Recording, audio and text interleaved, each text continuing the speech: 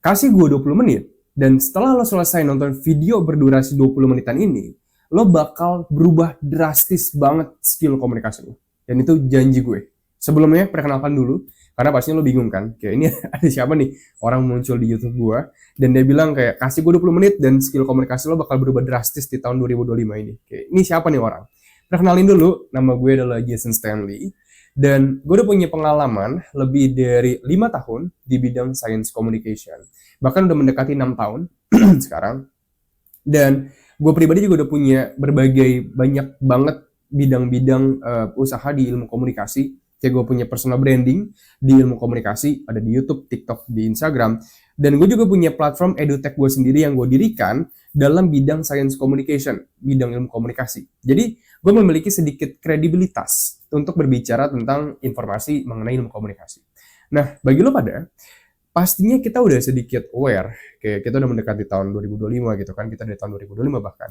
Dan pastinya skill komunikasi itu merupakan skill yang sangat amat penting. Kayak gue udah belajar banyak banget informasi di dunia science communication tentang ilmu komunikasi. Ada yang kayak beretorika lah, terus skill komunikasi berargumen dan segala macam.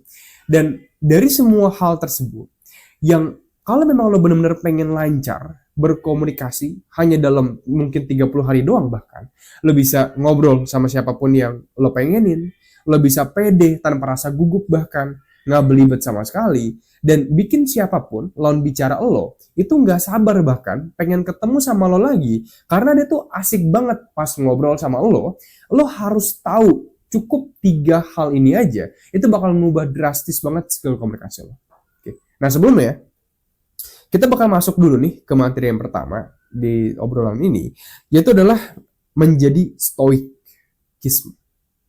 Ya lo menjadi stoik. Nah sekarang banyak banget nih pasti kayak pertanyaan kayak, bang, kenapa gue harus jadi stoik, dan apa sih itu stoikisme, dan kenapa stoikisme itu berhubungan dengan ilmu komunikasi gitu kan. Dari pengalaman gue sebagai seorang peneliti dalam bidang science communication dari personal branding gue, jadi sedikit informasi, personal branding gue itu memiliki banyak banget awareness di bidang platform TikTok, Instagram, dan di YouTube. Dan itu ada banyak banget traffic yang gue hasilin, ada jutaan views bahkan, dan dari jutaan views itu banyak banget yang convert menjadi survei data. Jadi mereka banyak yang DM ke gue, banyak yang curhat tentang masalah belibet mereka, masalah komunikasi mereka. Ada yang kayak gugup, ada yang mungkin belibet pas komunikasi. Dan kebanyakan gue itu sering banget ngebales-balesin respon DM tersebut. Dan gue biasanya tuh bener-bener kayak ngajuin pertanyaan lebih lanjut mengenai masalah-masalah dari belibet-belibet ini. Jadi gue punya sedikit database yang gue catat juga di Excel gue. Dan dari database tersebut, itu gue rangkum dari sekitar ribuan DM yang bahkan masuk selama ini. Mungkin sekitar 2 tahun gue ngomongin personal branding gue. Dan gue rangkum semuanya di spreadsheet tersebut tentang apa aja sih yang menyebabkan masalah dari komunikasi kebanyakan orang.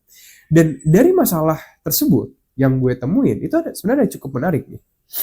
Jadi yang gue temuin itu adalah hampir 90% masalah komunikasi itu berasal dari keinginan lo untuk bisa dipandang sebagai seseorang yang superior, atau lo pengen menyenangkan hati orang lain, atau lo tuh pengen mengontrol apa yang orang lain pikirin, yang orang lain omongin, dan yang orang lain ibaratnya perlakuin kepada lo ketika lo berkomunikasi.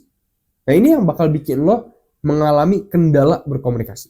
Nah sekarang bakal muncul lagi nih, bang, kira-kira apa sih itu yang lo sebut sebagai mengontrol orang lain dan segala macamnya.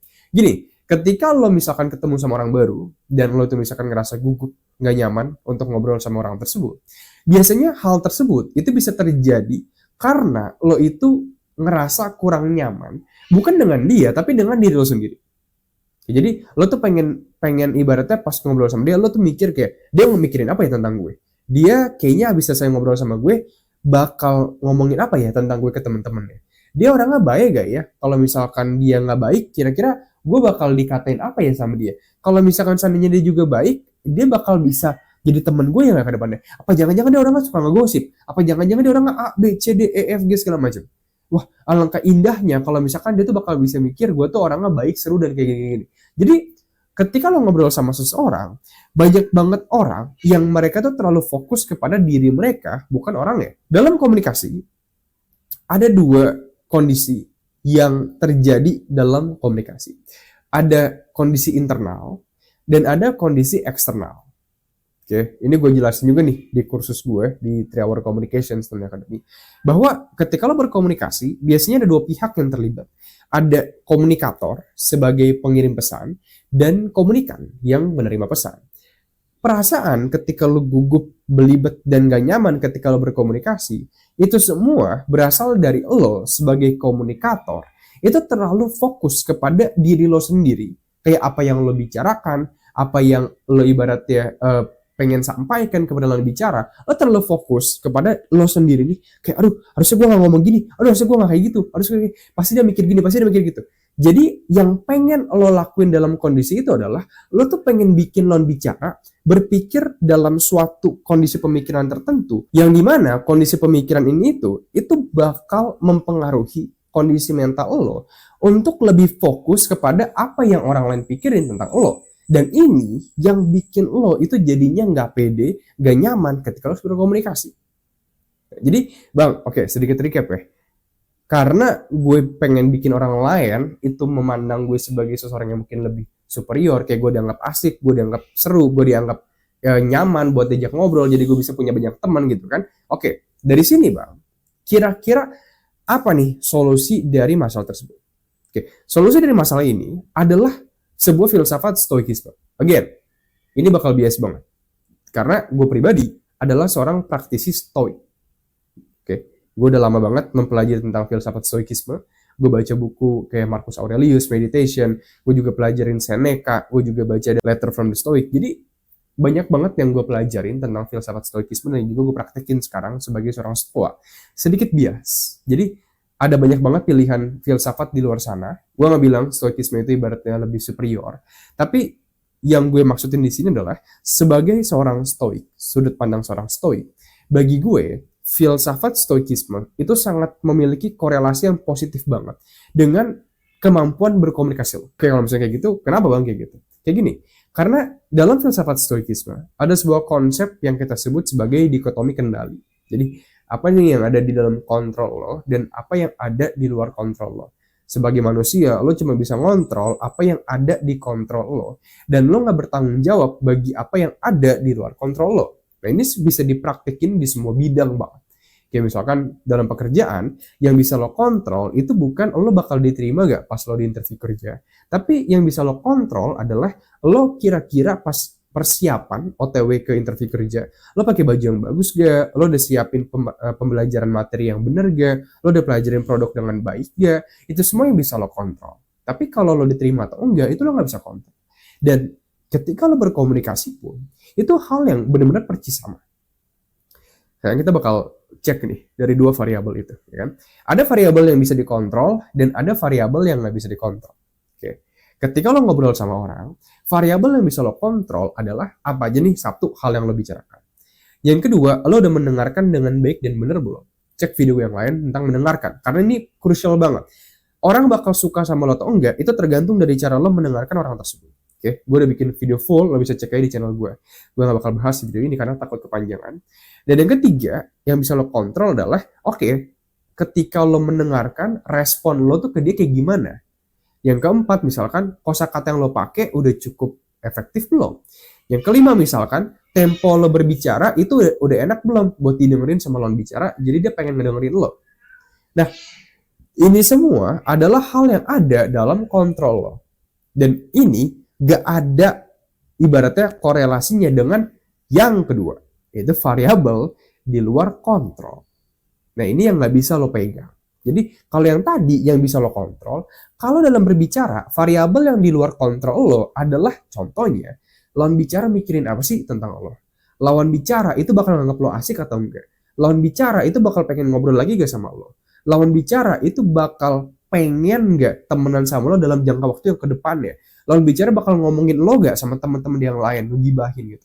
Nah ini semua hal yang di luar kontrol lo. Nah, seperti yang gue bilang sebelumnya, kalau memang lo pengen bener-bener nurunin drastis tingkat anxiety lo ketika lo berkomunikasi, rasa gugup lo, rasa belibet lo, semua masalah dalam komunikasi, eye contact segala macam, itu semua bakal hilang secara drastis banget, menurun bahkan. kalau lo berhasil menerapkan filsafat stoikisme dalam kehidupan komunikasi lo. Kayak titik itu doang. Lo fokus kepada apa yang bisa lo kontrol. Dan kayak daripada lo fokus mikirin dia bakal mikir apa tentang lo malah fokusnya kayak oke, gue pengen ngedengerin secara penuh sampai bikin nih orang itu ngerasa kayak ketika dia udah selesai ngobrol sama gue, dia bakal mikir, wah gila tuh orang paling pendengar paling baik banget yang pernah gue temuin. Wah gila tuh orang, dia adalah pembicara yang paling enak banget buat gue dengerin pembicaraannya. Oke, jadi fokus lo adalah hal-hal tersebut. Dan ketika lo fokusnya ke sana, maka lo bakal berubah juga effort lo. Effort lo yang tadinya lo pengen impress orang, lo pengen bikin dia terkemuka dengan lo, tapi itu bakal berubah semuanya menjadi misalkan kayak lo jadi suka baca buku karena lo pengen tahu nih berbagai topik, jadi lo bisa nyambung sama siapapun yang lo ajak ngobrol. Lo juga jadi pengen nonton video YouTube gue lebih banyak misalkan buat belajar skill komunikasi lebih lanjut. Lo bahkan mungkin lebih belajar cara bisa berbicara dengan lebih efektif, mempelajari tentang intonasi suara, dan lo itu semua lo terapkan. Jadi lo benar-benar berubah fokus lo. Dan inilah yang bakal bikin lo jauh lebih pandai berkomunikasi daripada 90% orang. Dan itu gue jamin banget. Oke, itu yang pertama, filsafat stoikisme. Sekarang, yang kedua, itu adalah komponen kehadiran dalam karisma. Konsep yang kedua ini juga bakal mengubah hidup lo secara drastis banget dalam skill komunikasi. Dalam sebuah karisma, kalau di Indonesia, karisma itu bisa dikait-kaitkan dengan yang namanya pelet. itu yang sedikit lucu nih. Kenapa? Karena karisma itu dalam sisi science communication itu nggak ada hubungannya sama sekali dengan yang namanya pelet. Nggak ada. Karisma bisa dijelasin secara sains dalam sudut pandang ilmu komunikasi. Sekarang gue bakal jelasin. Karisma itu terdiri dari 3 komponen. Jadi kalau lo bilang ada orang yang berkarismatik, dia berkarismatik karena dia punya 3 hal ini dalam diri dia. Oke. 3 hal dalam ini, dalam karisma ini, 1 adalah kekuasaan, yang kedua adalah kehadiran, dan yang ketiga itu adalah kebaikan. Jadi karisma, orang yang berkarismatik itu memiliki dan atau 3 hal ini.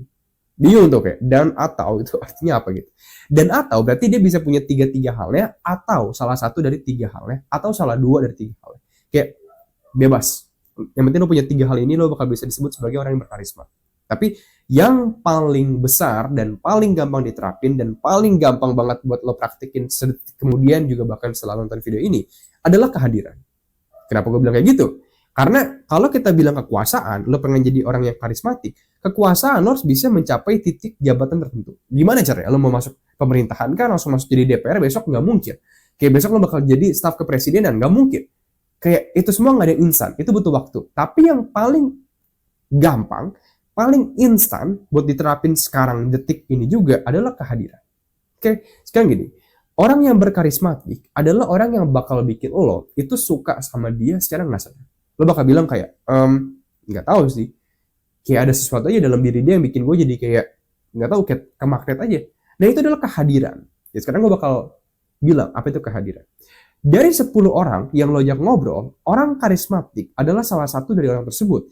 Yang bakal bikin lo, ketika lo ngobrol sama dia, lo bakal ngerasa dia adalah satu-satunya orang yang ada di ruangan tersebut. Kayak mata lo cuman ke dia, dan gak ada orang lain yang lo lihat, kayak cuman dia dong yang ada. Kayak lo fokus ke dia. Kenapa kayak gitu? Karena dia memiliki komponen kehadiran. Sekarang, Bang, apa itu komponen kehadiran? Dan gimana caranya gue bisa nerapin komponen kehadiran ini? Oke. Kehadiran adalah dia ketika ngobrol sama lo, itu benar-benar sepenuhnya hadir. Gimana caranya dia bisa hadir, Bang? Kayak duduk doang kah? Diem kah? Sambil main handphone kah? Apa? Konsepnya itu apa gitu? Hadir itu berarti dia benar-benar mendengarkan lo secara penuh dan terlibat dalam komunikasi. Berarti apa? Berarti dia taruh handphone dia taruh buku, dia taruh apapun yang lagi dia kerjain, dan dia kayak benar-benar dia cuma ngeliat lo, fokus ngelakuin eye contact sama lo, badan dia ngadep ke lo, dia kayak ngangguk ya. Oh, terus bro, wah, berarti pacar lo itu dia selingkuh dari lo. Nah, terus yang dia lakuin adalah dia benar-benar cuman pengen memahami full apa yang lo bicarakan. Dia hadir sepenuhnya untuk bikin lo merasa dipahami 100%. Dia nggak sambil kayak, main handphone, dia nggak sambil kayak baca buku kayak gini, dia nggak sambil kayak apa, dia ngeliat ke bawah, ke atas, enggak. Dia cuman ngeliat ke lo dan full perhatiin ke lo. Nah ini cara juga lo bisa menerapkan komponen kehadiran dan menjadi berkarismatik dalam hidup lo. Kayak sesimpel itu doang. Kalau kita nutup mata dari yang kebaikan dan komponen kekuasaan. Oke? Itu nggak kita bahas dalam video kali ini, mungkin next video nanti. Tapi satunya adalah komponen kehadiran. Lo, next time lo ngobrol sama siapapun, please banget, ini bakal ngubah hidup lo banget. Biasakan taruh handphone lo, taruh buku, taruh apa segala macam, mata lo ngadep ke dia, ya, badan lo ngadep ke dia. Ketika dia ngomong, jangan pernah lo potong pembicaraan dia, bahkan ngadu nasib lebih parah. Cuman ngangguk aja, dengerin yang dia bicarakan, ngajuin pertanyaan lebih lanjut, kayak misalnya dia pergi ke Bandung, sama siapa ke Bandung, dan segala macam. Dan di akhir lo kasih recapan atau summary dari apa yang dia bicarakan, rangkumannya. Oh jadi lo ke Bandung bareng si Alvin waktu itu, minggu lalu. Wah berarti seru banget ya bro ya. Nah, cuman kayak gitu doang. Itu bakal mengubah drastis skill komunikasi lo, dan bakal bikin lo jadi pribadi yang karismatik. Oke. Yang ketiga adalah halo effect. Halo effect ini adalah fenomena psikologi. Sekarang kita bakal combine sedikit psikologi dengan komunikasi. Halo effect itu menjelaskan bahwa pada dasarnya ketika lo ngeliat gue pakai baju kayak gini, mungkin lo bakal mikir, kayaknya nih Bang Jason orang yang pintar, orang yang ganteng, orang yang mungkin terpercaya, orang yang kompeten, dan orang yang mungkin suka baca buku dan pintar mungkin. Itu semua berasal dari asumsi gue pribadi. Tolong jangan hate comment gue di kolom komentar. Kalau gue pakai baju yang mungkin kurang rapi, kayak misalkan let's say gue cuma pakai kaos kutang doang, lo bakal mikir, hah, ini orang siapa nih? Dia pasti nggak kompeten, dia pasti penipu, dia pasti apa segala macam. Kayak lo coba bayangin gue tatoan segala macam, kayak muka gue kumel, nggak pernah mandi segala macam, mungkin lo nggak percaya sama gue. Oke, itu semua karena halo effect. Karena pada dasarnya manusia sering mengkait-kaitkan segala sesuatu dengan segala sesuatu. Dia ngelihat cowok yang pakai bajunya rapih, wangi, ganteng, bagus, rambutnya segala macam, mukanya bersih, itu bakal dikait-kaitkan dengan orang yang pintar, yang kompeten, yang apa segala macam. Padahal itu nggak benar. Belum tentu gue adalah orang yang pintar. Belum tentu gue adalah orang yang kompeten. Tapi karena ada halo effect, fenomena psikologi ini itu menjadi sebuah senjata yang sangat amat tajam buat lo pakai dalam komunikasi. Sekarang bang, apa yang bisa gue lakuin gitu kan? Yang bisa lo lakuin adalah kemanapun lo pergi, simple, present the best version of yourself. Presentasikan diri terbaik dari diri lo. Dah, itu doang. Pakai baju terbaik, pakai celana terbaik, pakai muka yang ibaratnya lo penuh dengan senyuman, yang ramah yang terbaik, pakai rambut yang benar-benar rapi terbaik, pakai wangi-wangian yang terbaik, kayak ngomong dengan yang terbaik, mendengarkan dengan yang terbaik, jalan dengan postur terbaik. Itu semua yang bakal bikin lo, kemanapun lo pergi, lo bakal bikin, ini sebutan dalam komunikasi adalah perseptual persepsi. Perseptual persepsi berarti ketika orang ngeliat lo, bakal muncul gambaran tentang diri lo dalam sekejap. Karena dia ngeliat secara visual diri lo sendiri. Itu bakal bikin perseptual persepsi siapapun seseorang terhadap lo, itu bakal maksimal banget. Lo mau interview kerja, lo mau ketemu teman, mau ketemu gebetan, mau ketemu siapapun, semuanya bakal jauh lebih lancar progresnya. Ketika lo bisa membentuk perseptual persepsi ini secara maksimal dengan halo effect. Oke, ini bakal ngubah drastis skill komunikasi lo secara komunikasi non-verbal. Dan ada 3, ada pertama stoik, kedua ada karisma, ketiga ada yang namanya kita sebut halo effect. Nah, sekarang bagi lo pada yang pengen belajar lebih lanjut tentang ilmu komunikasi, pengen lancar berkomunikasi dalam 30 hari doang tanpa rasa gugup, gegap, belibet, dan pengen lancar berkomunikasi dengan skill-skill yang sangat amat advance dalam komunikasi, kayak beretorika, berargumen, mematahkan argumen lawan, bikinan bicara, bilang iya ke apapun yang lo bicarakan, mempelajari tipe-tipe kekuasaan, ada yang tipe kekuasaan yang mungkin secara karisma, ada juga secara legitimate power, soft power, banyak banget konsep-konsep kekuasaan.